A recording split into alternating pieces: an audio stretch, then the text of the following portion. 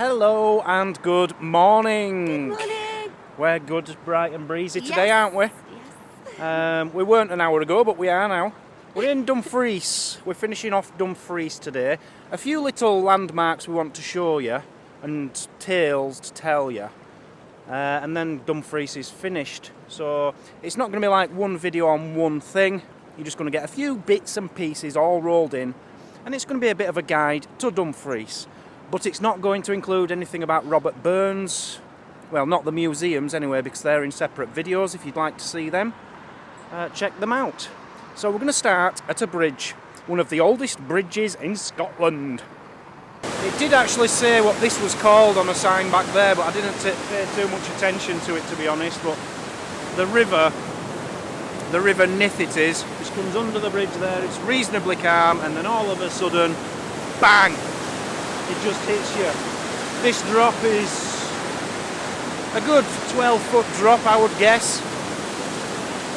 And then there's a dip here. I don't know if it's coming across as how ferocious that water is, but like Mazzy just said, it makes you dizzy, doesn't it? When you stare at it. It is scary. And there's ducks at the bottom of that, just loving it.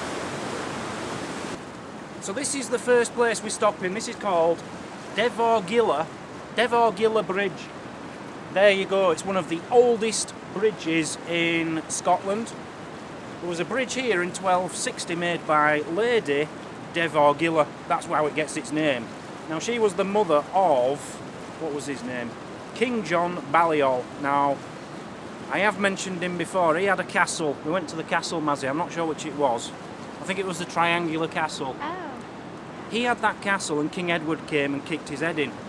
Now it's his mother who built this bridge. So it says. I just can't see it, can you? Some little old lady carrying all these bricks and making this bridge. I can't see that. She had something to do with it though. I reckon she had men. She probably hired some people to do it. But it does say she built it in the 1260s. Now there's no evidence of that bridge because it would have been made out of wood and they've not found any wooden bits from it. So whether it did actually exist or not, we don't even know. Might be a load of rubbish.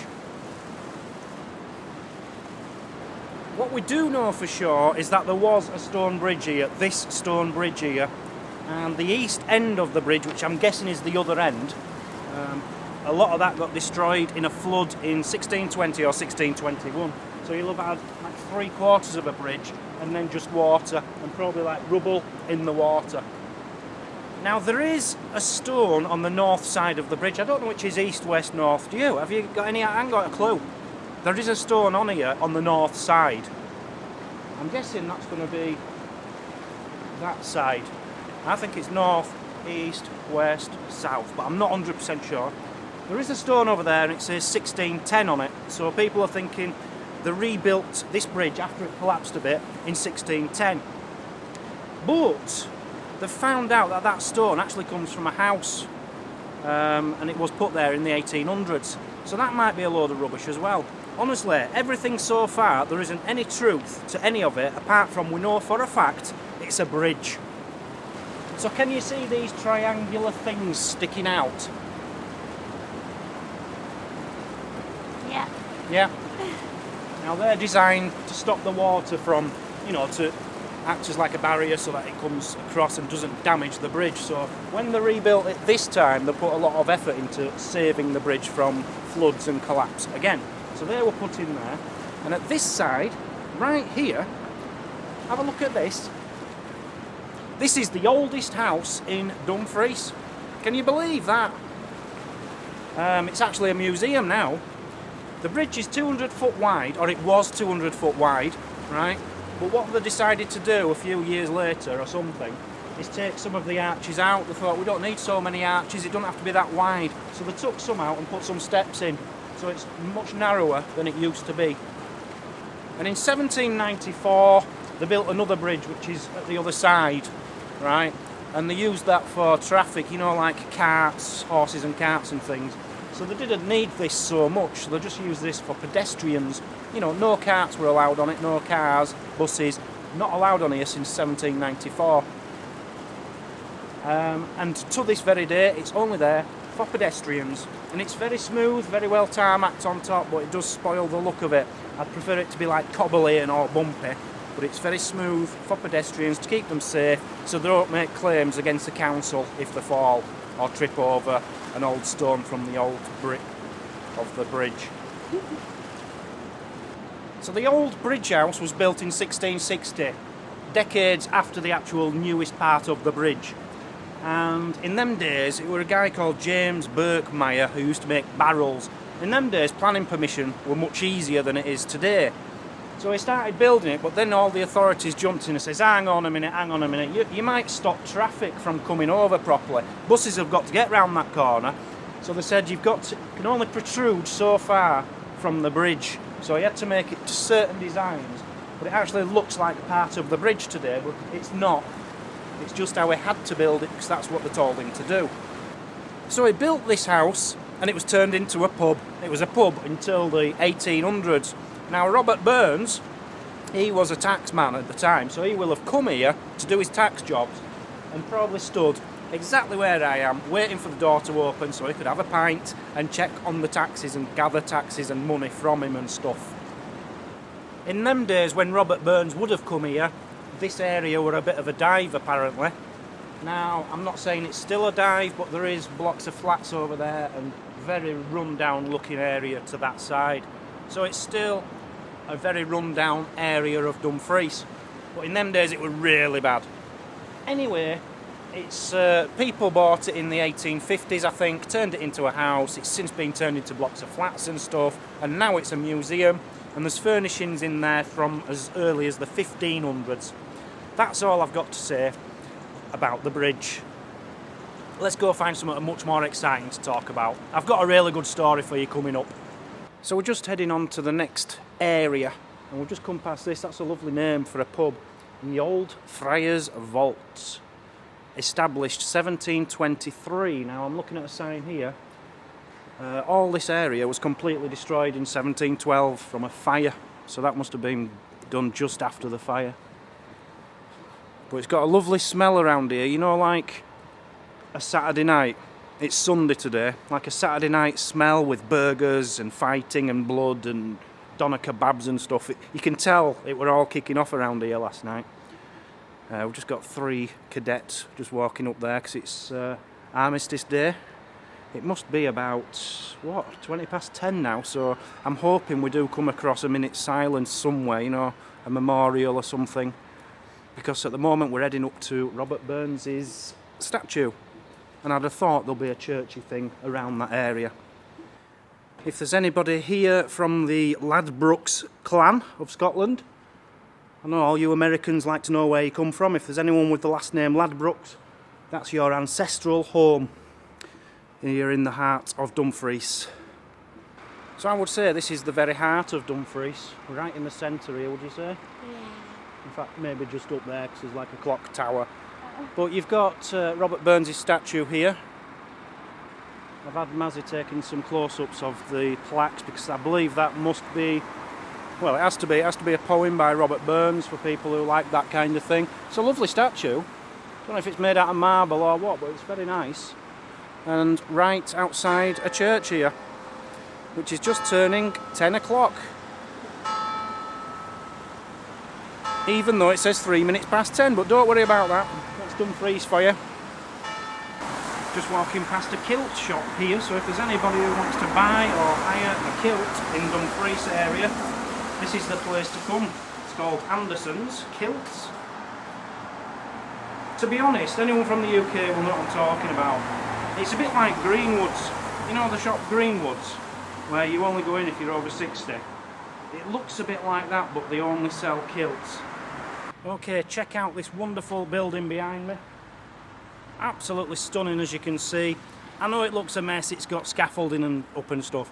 It's because they're actually doing this place up to open it up to the public. I think they're going to turn it into somewhere where young writers can come and learn how to write and express the writing and stuff. And there's a reason for that, because in 1873 there were a geezer who moved here called J.M. Barrie.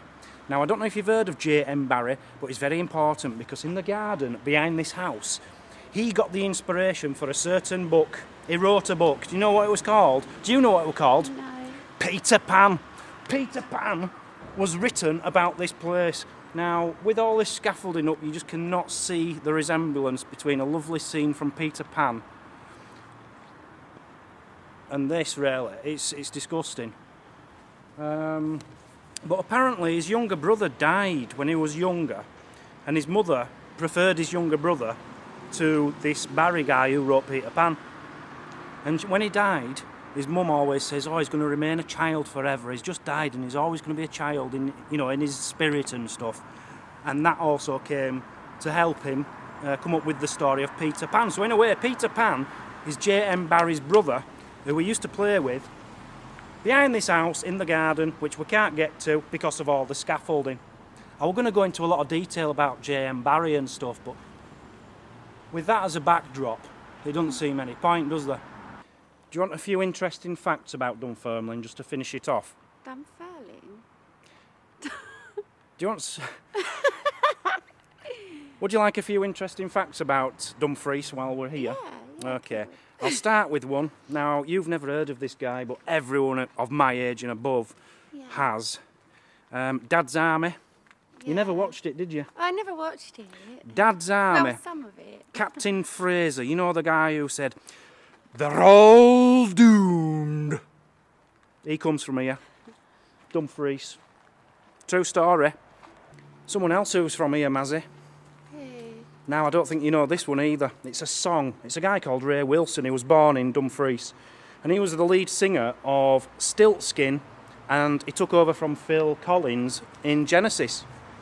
Well, everyone out there's heard of Genesis. Yeah. But Stiltskin, they had a really big hit with Inside. It was one of my favourite songs. And it went something like, now, now, now, now, now, now, now, now, now, now, now, now. Inside, now, now, now, now, now, now, now, now, now. So we're just getting out the rain and stopped in for a hot chocolate. Is it yummy? Let's have a look. Can't believe you've ordered a hot chocolate and not got this on top. I don't like cream and marshmallows. It looks lovely. It is. It's a gingerbread flavour. Oh, it's gorgeous. Is it? You can really taste gingerbread at the bottom.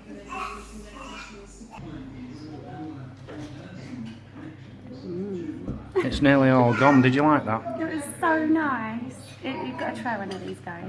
It's like ginger biscuits, isn't it? It was called a gingerbread bite. It's really gingerbready. Lovely. Man cave rules. I'm not allowed my own rules in our man cave.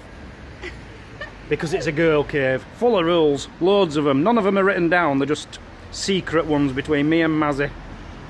So at the moment we're just following the crowd really. We heard some pipers. It's not far from 11 o'clock now. So we're following the crowd and it looks like everyone's gathering outside this church for the Armistice minute silence. So we're going to join them.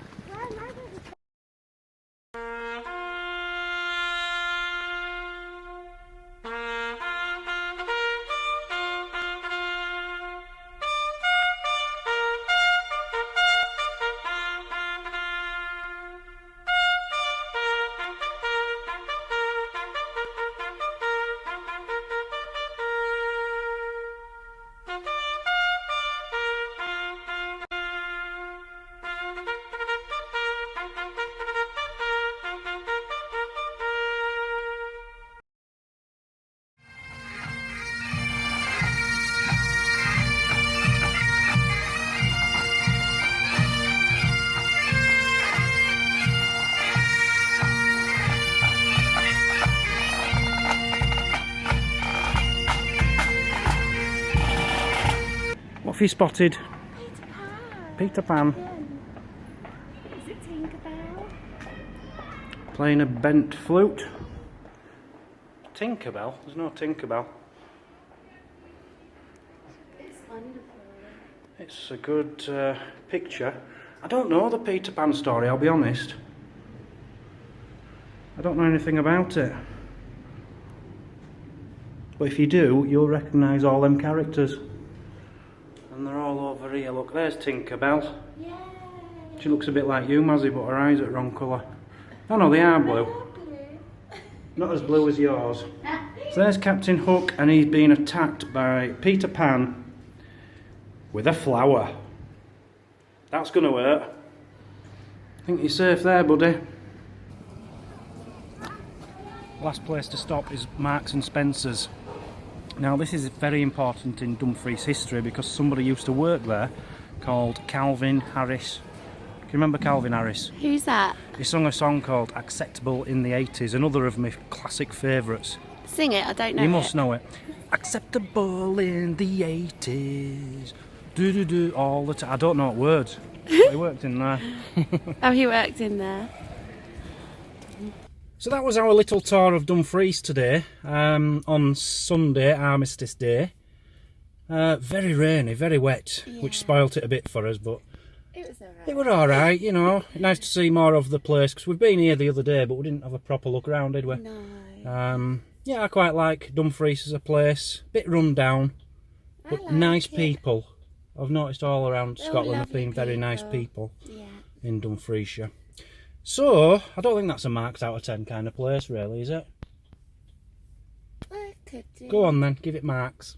I'd say an 8, not a 9 because everything's closed.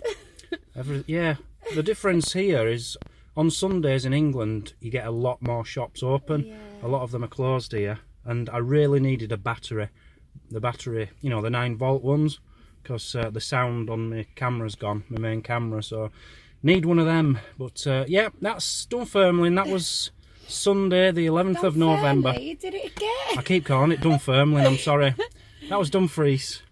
We'll see you very soon. We've only got now a couple more places to stay in Dumfriesshire to show you. There's a museum and the story of a ghost road we're hoping to do. And that's it for Dumfries. So we'll be out of here at Dumfriesshire. So we'll be out of here. Get our water sorted. We still Couple ain't of got that days. sorted, have we? Yeah, still not got us water sorted. Anyway, thanks for joining on this Thanks, one. guys. We'll see you all later. Bye. Goodbye.